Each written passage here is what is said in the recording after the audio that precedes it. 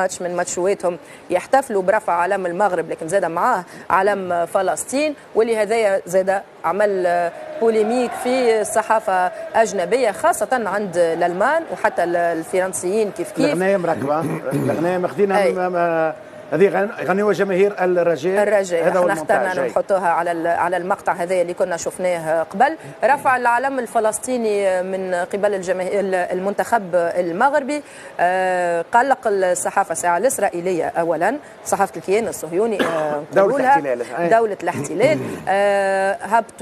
هبطوا ديزارتيكل في الصحافة الألمانية تقول أنه هذه حركة معادية للسامية بالنسبة لهم، وهي قالوا عداوة مقصودة للكيان ضد الكيان الصهيوني. المغرب نمشيو، خليني نكمل مع المغرب واحتفالات المغرب. حاجة أخرى خلت المغاربة يقعدوا في أذهان العالم أبار الإنجاز الرياضي هو الإنجاز القيمي، خلينا نقول الرسالة هي ما فماش في الثقافات الأجنبية بالضبط. الرسالة القيمية اللي وصلوها باحتفالهم كل مرة في الفوز مع عائلاتهم، لكن بالذات مع أمهاتهم. خلينا نعاودوا نشوفوا الكليب اللي شفناه آخر مرة معز ونرجع نحكيوا في هذا.